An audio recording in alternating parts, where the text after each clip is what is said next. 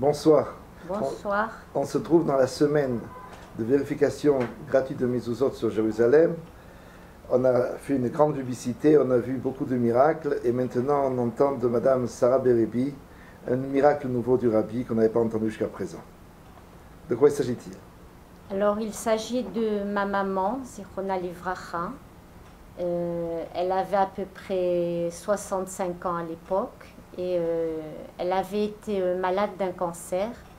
Et ce cancer avait été soigné à l'époque avec des rayons qui non seulement brûlaient la partie malade, mais qui brûlaient aussi tous les tissus qu'il y avait autour. Et ce qui s'est passé, c'est que ma maman avait été dans un état grave au point où on avait diagnostiqué chez elle une sténose de l'intestin grêle, c'est-à-dire que l'intestin grêle, à un certain endroit, est fermé et brûlé par les rayons. Et à ce moment-là, aucun produit alimentaire ne peut être digéré. Aucun produit ne peut être assimilé par l'intestin. Donc qu'est-ce que les docteurs avaient décidé de faire? Donc les docteurs avaient décidé de l'opérer pour couper cette partie de l'intestin qui était brûlée.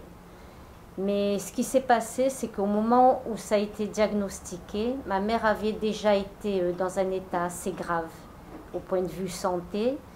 Et elle est arrivée à un stade où le chirurgien, qui à l'époque était le professeur Mouyel, qui était un médecin juif que nous connaissions, avait dit qu'elle n'était pas dans un état de supporter l'intervention chirurgicale.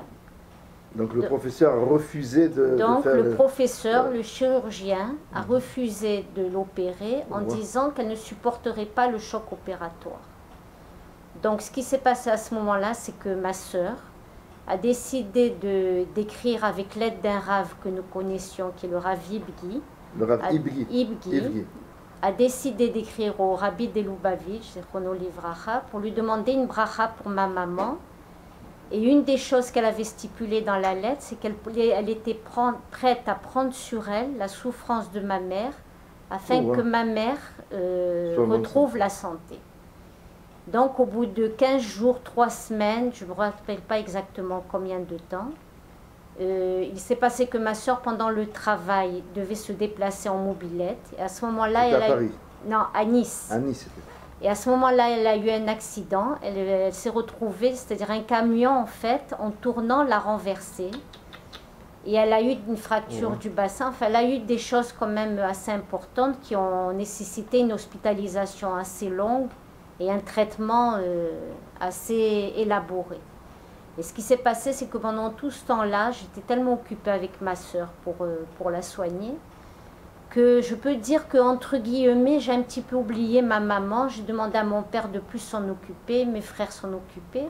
Et j'ai délaissé un petit peu ma maman au profit de ma sœur qui était dans un état assez grave. Comment elle se nourrissait, votre mère, à ce moment-là? Et ma mère se nourrissait à ce moment-là de produits liquides. Elle ne pouvait prendre que du liquide. Mais jusqu'à présent, tous les liquides qu'elle avait pris ne suffisaient pas à l'alimenter. En fait, elle se dégradait de plus en plus. Et ce qui s'est passé, c'est qu'au bout d'à peu près 4 semaines d'hospitalisation de ma sœur, après l'accident, une fois ma maman m'a demandé de l'accompagner la voir. Donc je l'ai prise avec une chaise roulante, je me rappelle, enfin en voiture, tout ça, tout doucement. Je l'ai accompagnée voir ma sœur. Et au bout d'un moment, elle s'est assise à côté de la petite commode que l'on trouve à côté du lit du malade. Et dedans, il y avait des gâteaux et des boissons que les gens venaient apporter à ma sœur qui était accidentée. Et à ce moment-là, j'ai réalisé que je voyais ma maman se pencher dans la petite armoire et manger des gâteaux les uns après les autres. Alors, ce que j'ai su après, en fait, c'est que ma sœur avait écrit avec l'aide d'un rave de Nice, le Rav Ibgi, au Rabbi de Lubavitch, en demandant de prendre sur elle la souffrance de ma mère. Et qu'en fait, ce qui s'est passé apparemment, c'est que ma sœur a eu cet accident et a pris sur elle effectivement la souffrance de ma maman. Et ce qui s'est passé après, c'est que ma maman a repris du poids. Tout ça sans avoir été opérée. Elle a recommencé à manger. Et quand nous l'avons amenée 2 ou 3 mois après en consultation chez le gastro-entérologue qui s'occupait d'elle et qui avait diagnostiqué cette sténose de l'intestin, il a été très très étonné parce qu'il était persuadé qu'elle avait été opérée.